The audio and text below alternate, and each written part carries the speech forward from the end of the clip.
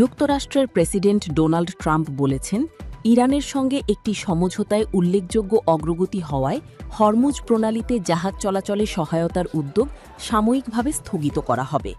তিনি জানান, জাহাজ নিরাপত্তা নিশ্চিত করতে চালু করা প্রজেক্ট ফ্রিডম অল্প সময়ের জন্য বন্ধ রাখা হবে, যাতে সম্ভাব্য চুক্তিটি চূড়ান্ত করা যায়। তবে ইরানের বিরুদ্ধে যুক্তরাষ্ট্রের নৌ অবরোধ আগের মতোই বহাল থাকবে।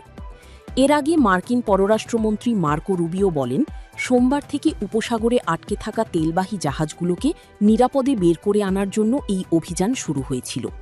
যুদ্ধ শুরুর পর থেকে হরমুজ প্রণালী প্রায় অচল হয়ে পড়েছে, যার ফলে বিশ্বে প্রায় 20% তেল সরবরাহ বাধাগ্রস্ত হয়েছে এবং বৈশ্বিক জ্বালানি সংকট তৈরি হয়েছে। ট্রাম্পের এই ঘোষণার পরপরই আন্তর্জাতিক বাজারে তেলের দাম কমতে শুরু করে এবং ব্যারেল প্রতি $100 নিচে নেমে যায়। এদিকে ইরান এখনও এ বিষয়ে কোনো তাৎক্ষণিক প্রতিক্রিয়া জানায়নি। যুক্তরাষ্ট্রের কর্মকর্তারা বলছেন, ইরানকে হরমুজ প্রণালীর নিয়ন্ত্রণ নিতে দেওয়া হবে না। গত ফেব্রুয়ারিতে যুক্তরাষ্ট্র ও ইসরায়েল যৌথভাবে ইরানের বিরুদ্ধে সামরিক অভিযান শুরু করে।